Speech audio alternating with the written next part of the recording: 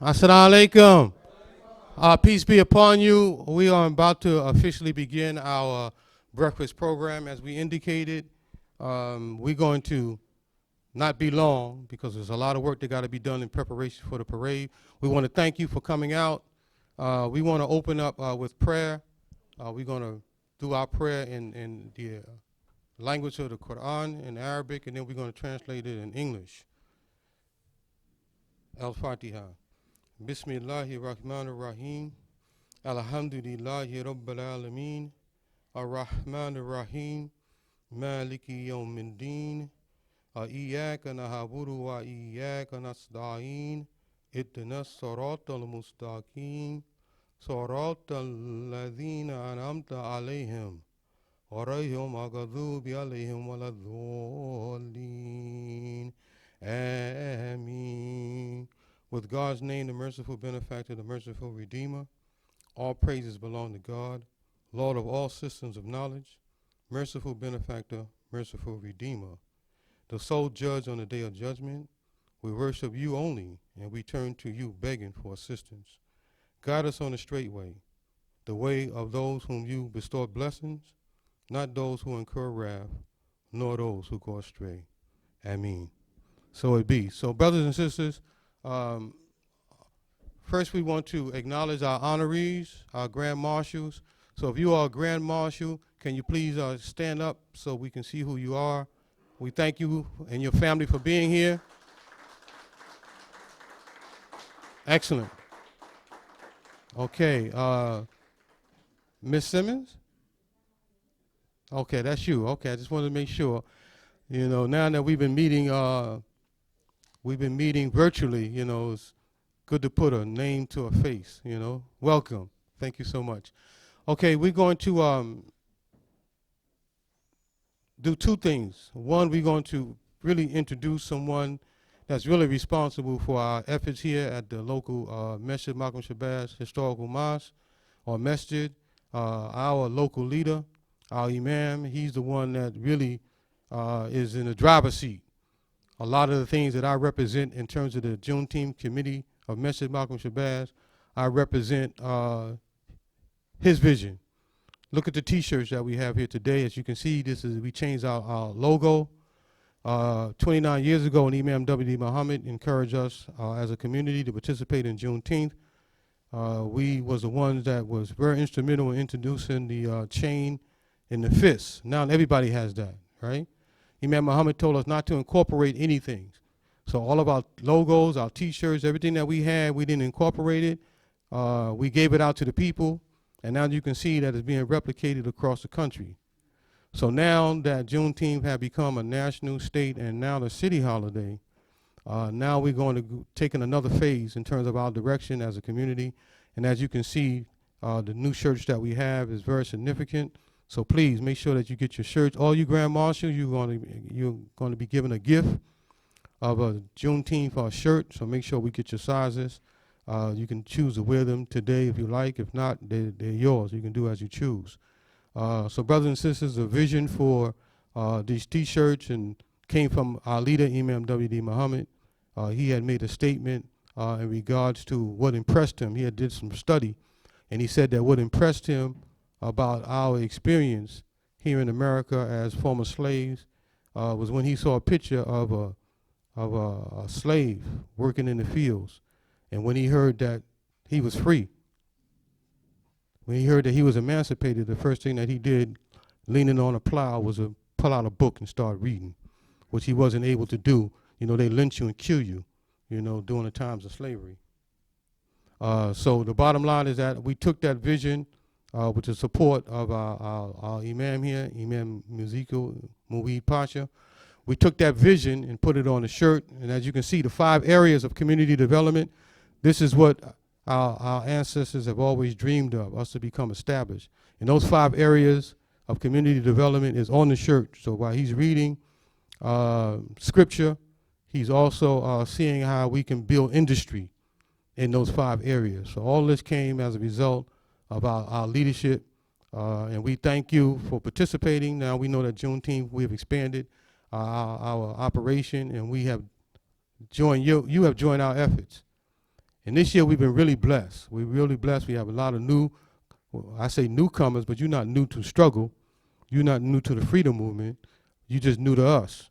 But now we're together, and we're hoping that we can continue to stay together, not just when Juneteenth is over today, but continuously. So we're going to be meeting, continue to meet again to see how we can continue to network. As one of our sisters said, her family's not here yet, but I'm sure they're going to make a grand entrance. We saved the table here. She said we all part of a family now. You know, we are a community working together to uplift our people. So we hope that this Juneteenth will be a catalyst for us to continue to meet, network, pull our resources together, and as the Honorable Elijah Muhammad said, do for self. You know, the only way we can do that is if we stay together. So I want to let our Imam come up of the historical Masjid Malcolm Shabazz, Imam Pasha, the leader of our community here, and a visionary and a strong supporter of our people. So Imam Pasha, please. Takbir.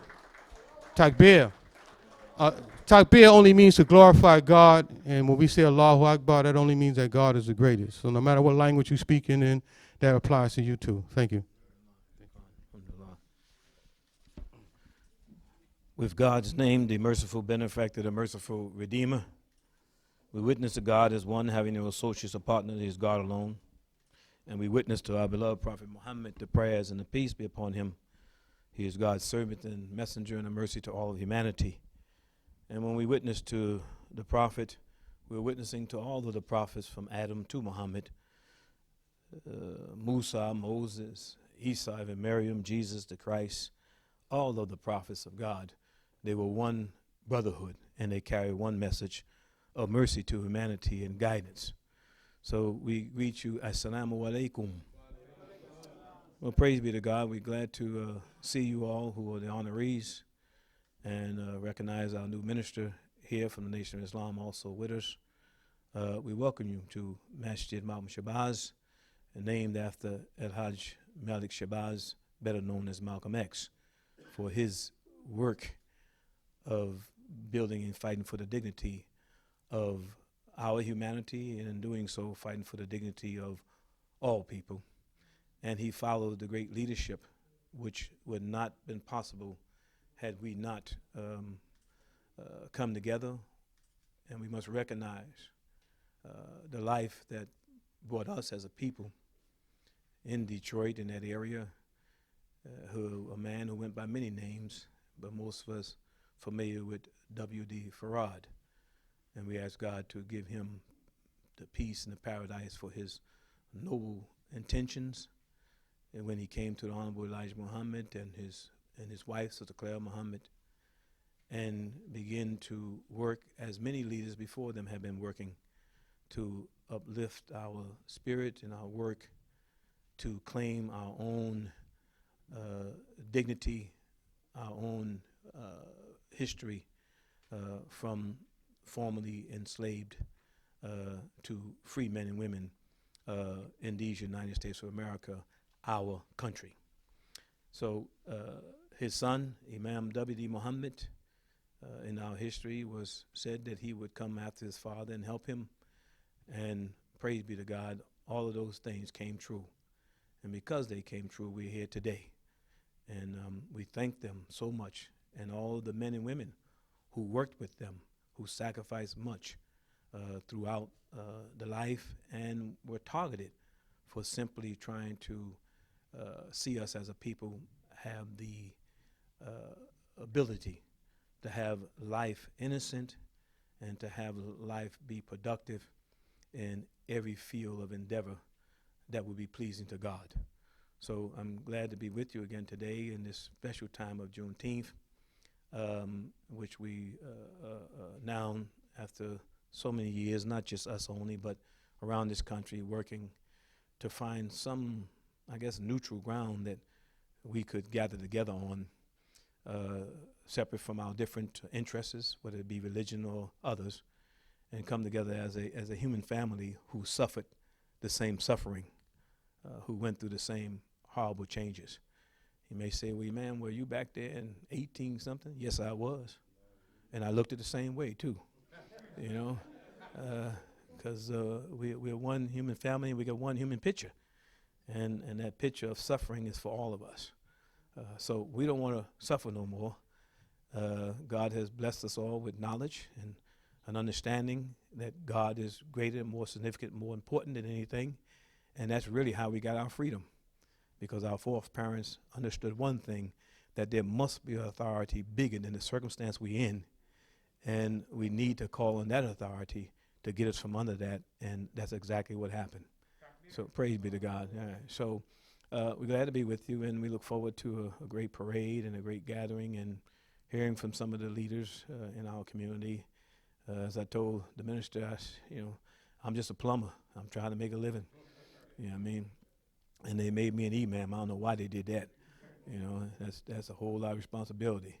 But I'm a free man because I got a position that I didn't want, and therefore I do what I got to do. Now, if they don't like it, they can fire me. It's all right with me. I got a good job as a plumber. I take care of my family and stuff like I'm supposed to. So praise be to God. Again, welcome, and we look forward to a great and blessed day that will lead us not to our past, not even to the present, but a message that will take us to the future. Our aim should be the future, recognizing the past, recognizing the present, and put a future together for all of us that will make our past and our present a better circumstances, not only for us as people of African descent, but for all people. And we do that because we're the best people, based on our circumstance for 400 years, to represent the human family, which is the first identity that God gave us, above all other identities. Our colors, as we all know, comes from the sun. And wherever you were at, in the sun or out of the sun, you're the color you are because of that. So that's not who we are. We're not just black. The first identity that God gave us is the real identity, human. And therefore, as a human being, I can work with all human beings who show that dignity and that respect for the life that God gave us. God is one, having no associates or partners, is God alone. And we thank God for the beautiful life of our parents, our mothers, our grandparents, all of them who withstood time and sacrificed a lot. We owe them. And on this day, we should show them the dignity of that revelation that they gave us, that they had faith in God. They knew something bigger, and they tried to get us to do the same. So for our young folks, don't fall into the traps of Satan. Satan is a very vicious and diabolical schemer, and he will not stop because he believes he got a job given to him by God. And his job is to sell you and me as human beings that we're not worthy. And from what I can see right now, he's having a lot of success, but he's not going to get us, God willing, inshallah. Thank you very much. Assalamu alaikum.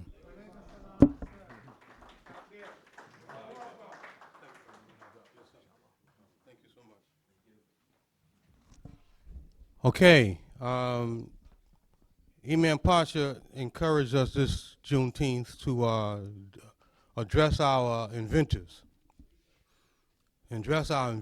Unfortunately, we didn't have enough time to put together an inventors float. Our people made a lot of contributions, those that we know and many that we don't know. And God has a way of revealing the truth no matter how much you try to hide it. And so we have a presentation that's going to be done we have a judge that's in the house, Judge Aisha Rasul, my wife. Really what happened is that she started doing some research we have a younger group that's going to make a presentation on the main stage of inventors. And so she started doing the research and got so inspired. I said, well, maybe you can make a presentation at the breakfast. So the presentation that she's going to make, not the top, I should say selected 10 inventors. I told her to select 10 different than the ones that the young people are going to do. The young people are going to do at the parade. So that was a little challenging, but I'm pretty sure she handled her business. So without any further ado, we're going to make a presentation in terms of our contributions here in America. There's an expression that America is great. Imam Pasha, you're going to see our signs outside today saying that America is great because we made it possible. And that's the message that we want to send out. Yeah, America is great, but we made it possible. And we don't want to forget that. So every Juneteenth, we're going to have some historical contributions made by our people that we can all be educated by during the breakfast and during the main program. So without any further ado, Judge Aisha Rasul. Thank you.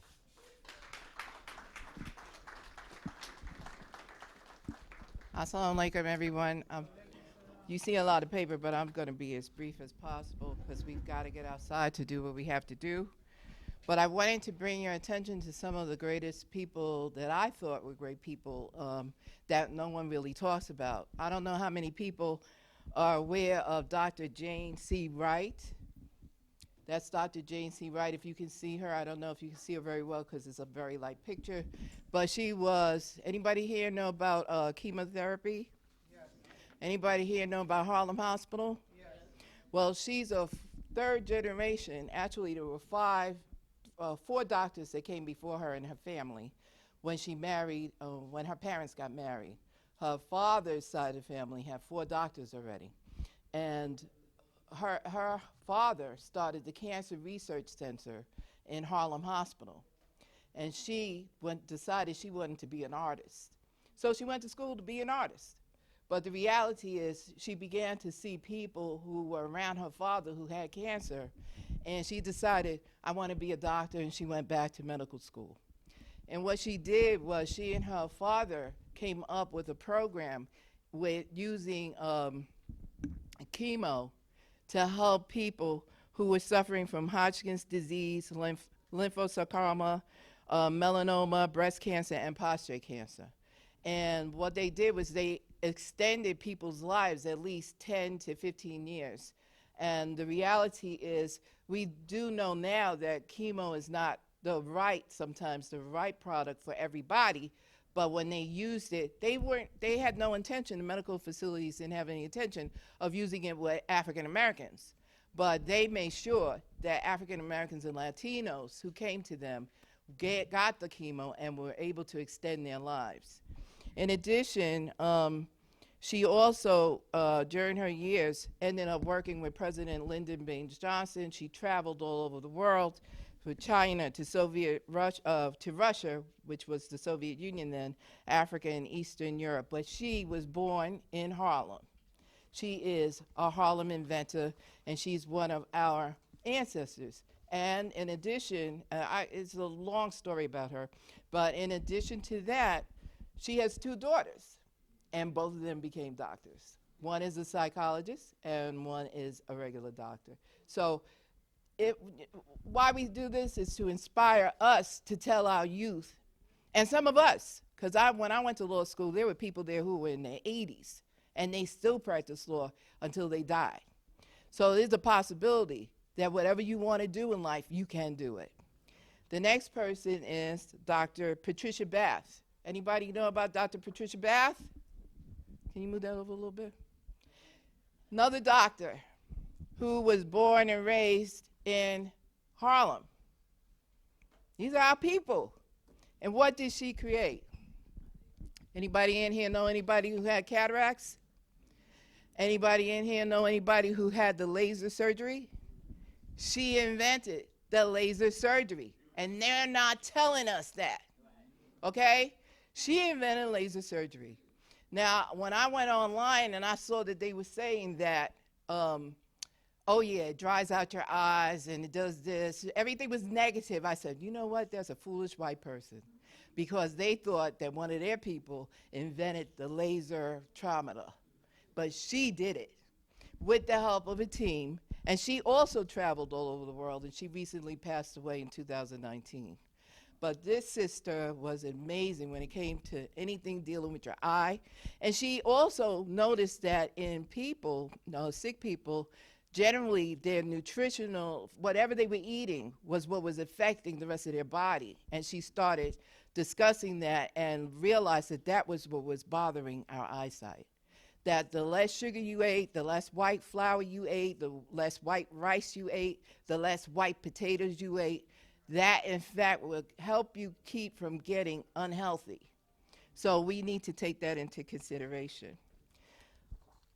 Then we have Gerald Jerry Lawson.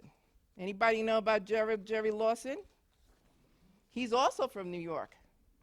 He was born in Brooklyn, raised in Queens, and he developed what is called the video game cartridge. Excuse me, if we had children who were born and used video games and had all those cartridges, he's the inventor, this black man. He got into science because he liked science and math, as all these people did. He liked science and math, and he had a ham radio. And I don't know if anybody in here remembers the ham radio, where you could, in the 1940s and 50s, you could talk to people all over the world, depending on how much frequency you had. So through that, being involved with the ham radio project, he became a member of what's called the, hold on 1 minute, I gotta find it. Ooh, oh, I forgot where it is. Here it is. He and Ron Johnson, I don't know if you know Ron Johnson, but they became members. They were the only black members of the Homebrew Computer Club. And who was in that club? Steve Jobs, Steve Wozniak, Wozniak. They were in that club. And so through that club, he also began to invent what was called the 8-way joystick. Anybody remember the joystick? He invented that. He invented the pause button, which was in the video gaming process, so you could pause the game and get back to it. Well, that was him. And he ended up having 20 patents under his name. Now, patents aren't cheap. Patents cost thousands of dollars.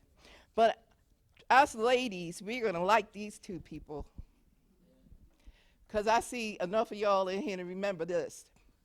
So these are two sisters. This is Mary and this is Mildred.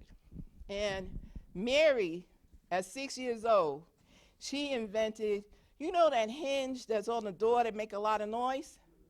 She invented a hinge that would, at 6, that would stop making noise and get oiled every time you opened and closed it.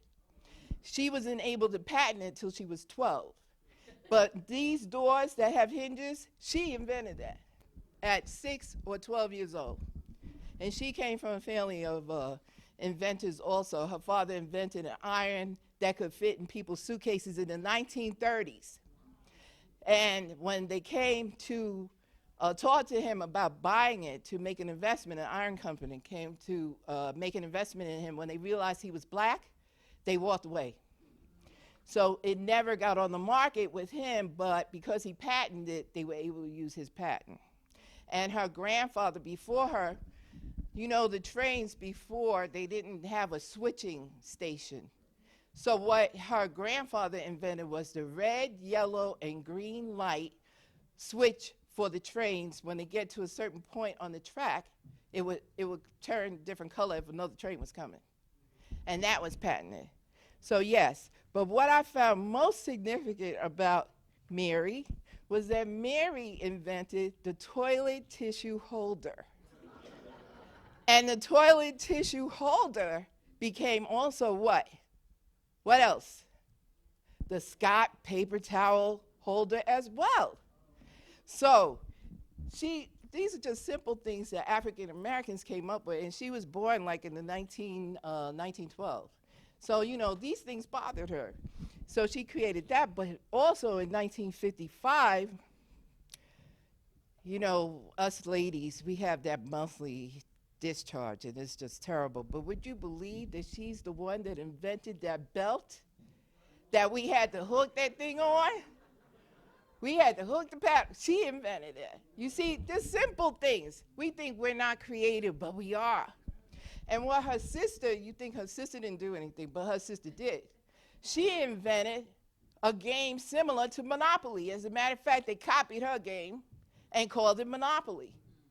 But she invented family fun games, okay, and patented them. And that cost a lot of money. But when her sister got MS, she also invented, you know, you see some people walking around with walkers, and it has like a little tray on it. Mary invented that for her sister. And she put a little pouch on it, and today it's because of Mary that you got those walkers. You see what I'm saying? They don't tell us these things. So next is Valerie Thomas. No. Is Marion? Oh, I love her. You know why I love her? Was y'all using Zoom this for your meetings? Was y'all using Skype? Do you use Skype? Yeah. Do you talk face to face with your grandchildren and your children? That's the sister. That's the sister who invented VoIP. VoIP. And Darlene knows because she works in that industry. She invented that. She had 2,000 employees working under her for Bell Laboratories. This sister is a bomb, still alive, and guess what she is now? She left Bell Laboratories after 30 years, and now she's vice president of Google. Excuse me, because she's my age, okay? I told you there's still time. There's still time. But listen, when I talk to you about women, believe me, I always choose the women who are married, who have children. Don't say it can't be done. It can be done. Brothers, it can be done. So now, who we got? And who's next? Valerie Thomas. You poor thing, you can't see her face. Valerie Thomas's father used to, and she's still alive too. She was born in 1943, and she's from Maryland. But her father used to fix televisions. And because of that, she began to think about light, how light gets illuminated, how light transfers from one place to another. So she ended up working, after she graduated from college, with NASA. And it's because of her that you get those pictures of the Earth from outer space, the pictures of Mercury from outer space, the pictures of Saturn from outer space. It's because of her work with her team. She was placed with a team. She studied mathematics and physics. All of them did that. But she worked with her team, and that's what they came up with. And it is called the, hold on 1 minute, the illusion transmitter. In other words, when you watch 3D movies and 3D television, she did that. She did that. Don't believe the hype. It wasn't no white man. It was a black sister with white people backing her at NASA that came up with that. So, drop the mic. I dropped the mic because this is the brother who invented the mic. This brother invented not only this mic, but all the little mics in your telephone, in your TVs, in your camcorders, whatever has a mic in it, is him. His name is James Edward Maceo West. And he's somebody you should know. He's still alive. At 90, he's trying to figure out why infants are born with pneumonia and what he could do to resolve that issue. And he has 200 patents behind his name. Now, I just want to go back to our ancestors because we forget them. An ordinary man who was a barber, Alexander Miles. You've heard of children or adults falling through an elevator shaft? That's the man who stopped it. This man invented, hold on 1 minute, it's called a belt with drums, which would tell the elevator that it was stopping near a floor. And this was in 1887. He got his patent in 1887 to keep the elevators from going all the way down or all the way up without stopping. So because of him, we can get to the first floor, we can get to the 30th floor without killing ourselves. I'm grateful to him, I am. So The next person, and I'm just going through it fast because we got to get outside, but I do want to get to my man with this other stuff. Mark Dean. Oh, she put it in big letters because she.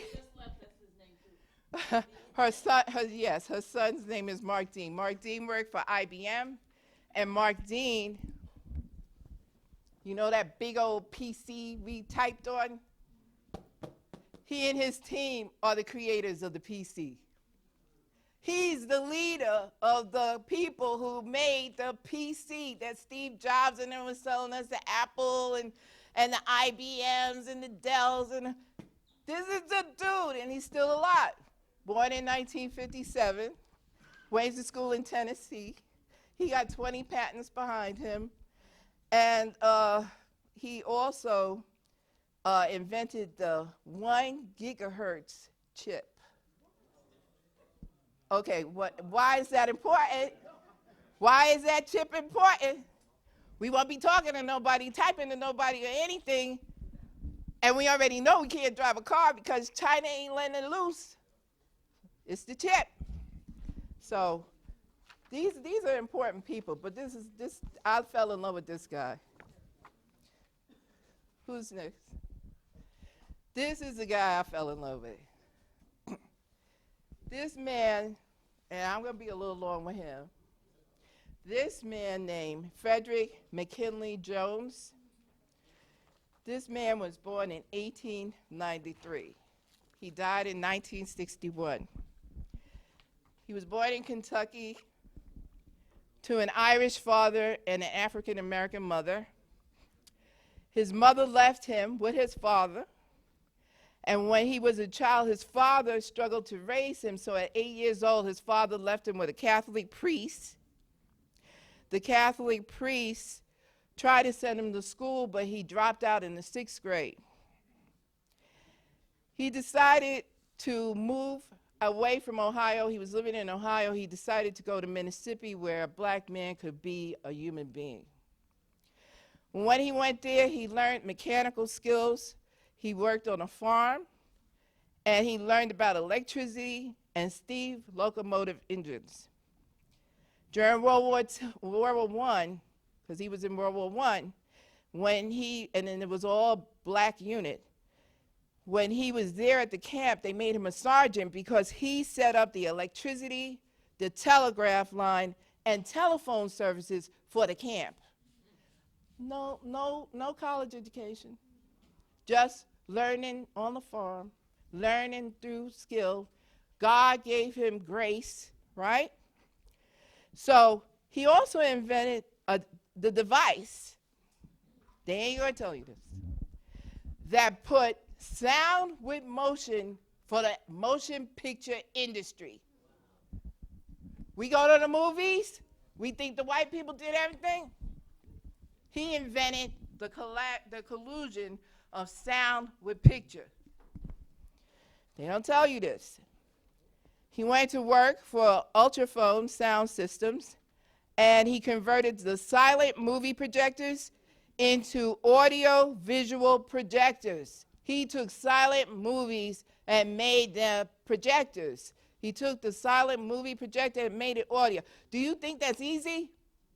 That is a very difficult thing to do.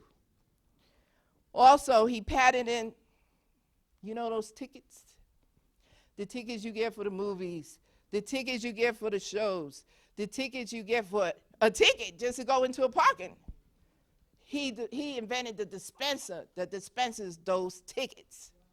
We don't think. See, the ordinary man can do ordinary things, but in a big way, especially when he's involved in community because he had the backing of a white employer when he got out of the service. In 1938, I ain't finished. In 1938, he patented and designed the Thermo Control Model 1A automatic truck refrigeration unit. Refrigeration unit on a truck. You hear what I'm saying? This is a black man with 200 patents behind his name. That thermo control business generated $3 million by 1949. We're not talking 2000, we're talking 1949. And in World War II, this invention kept blood, medicine, and food cool at army hospitals and on the battlefield. He saved lives. Don't even know how many lives he saved, but he saved lives. Because the blood was cold, the medicine was cold, and the food they had to eat was still fresh. He saved lives during World War II and afterwards. We got to think about our people, you know?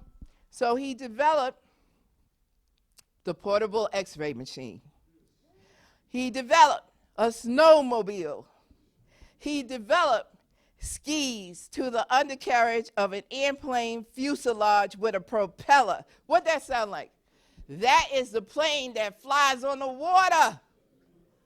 You can't get to some of these little Caribbean islands that you want to visit without getting on those little planes. He developed that.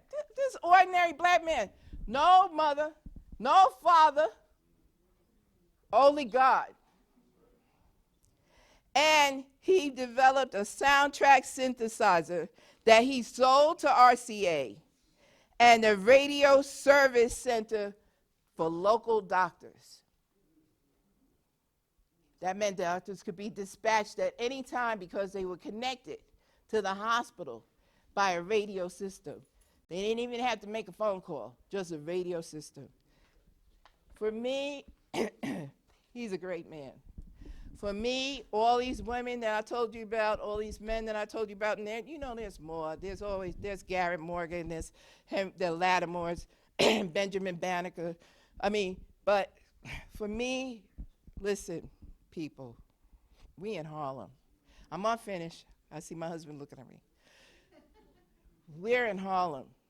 It's up to us after this day and every day to make sure that our people know they come from greatness.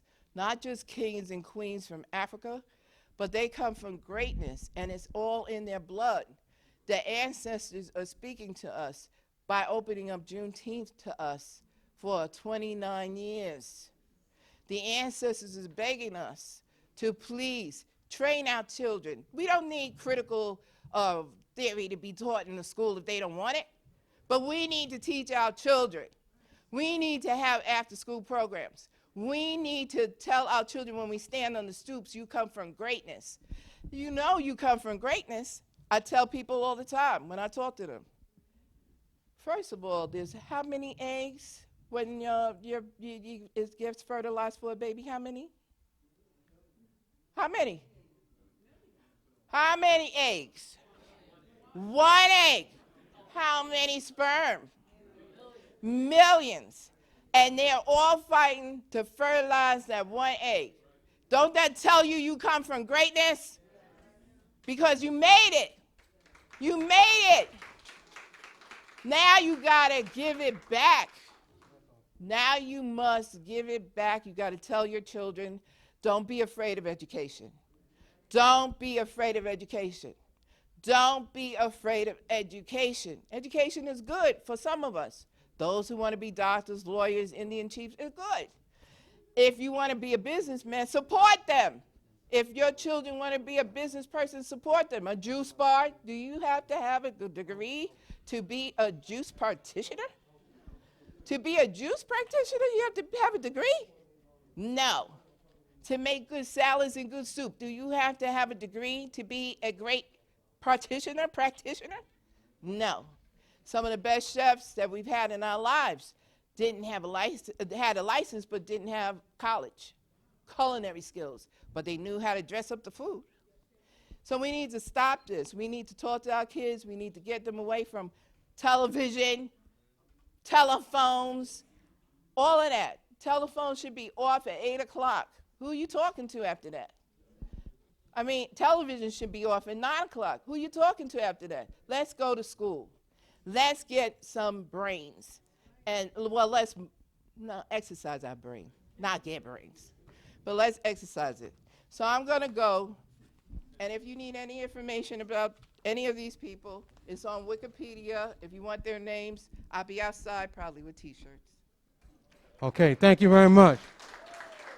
All right, was it worth it? So America is great because what? We made it possible. Remember that. And don't forget, these are not ordinary people. These are people who are descendants of slaves and even slaves. When the young people make their presentation at the main stage, even during slavery, you know, we still was able to invent, and folks was able to profit off of our invention and have made America great. So America has been great to a large part as a result of our sacrifices. And now it's our turn. We ain't talking about leaving America. When the doors is open right now, you telling me to leave. I got to get mine first. You know, so now the doors are open because of great people like these. So once again, we need to, as the judge said, we need to really impart this information to our young people. It's very important. They don't know who they are. And that's why they out there gang banging, trying to prove that that's who they are, but that's not who they are. They're looking for love. They're just looking for it all in the wrong places. So we need to get them the love. Our grand marshals, are you here? Can you put your hands up in the air and wave it like you just do care? Okay, we need to give you, can you stand up? We need to give you your sashes. Matter of fact, come to the front. Can you come to the front? Let's give our grand marshals today a round of applause and their families. So they're going to come up. We're going to put on their sashes. We're going to close out. We got plenty of food here. There's a press conference that I have to be at 10:30. Let them come all the way up. Darlene, let them come all the way up to the front. Yeah, come on up. We bring the sashes to you. What? Okay. Let's get the sashes though. Come. Okay. Rui, let's go. Bring the sashes over if you can. Oh, you want to take a picture first? They're all up here. Let's pin it on them officially so we can officially close out with their pins. Yeah, these are all grand marshals. Not that way. Right, like that. Okay, if she need any help, let's get some help. As a matter of fact, let's, like they say, pass the mic on down, let everybody know who you are. Please, give them your name. Take too long, snatch it out your hand. I am Mark McPhee, part of the Circle of Brothers, Families United for Solutions, and the Michelle Obama Democratic Club, to name a few. Assalamu alaikum, everyone. My name is Billy Mitchell. I'm the Director of Tours and in-house historian at the world-famous Apollo Theater.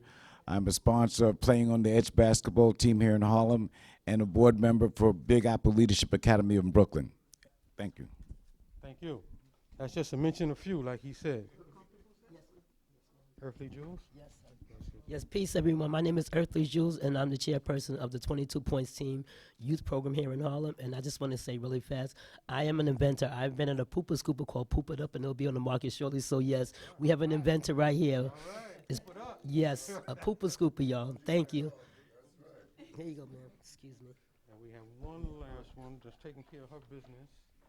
Thank you so much. Okay. Good morning, everyone. My name is Nancy Simmons.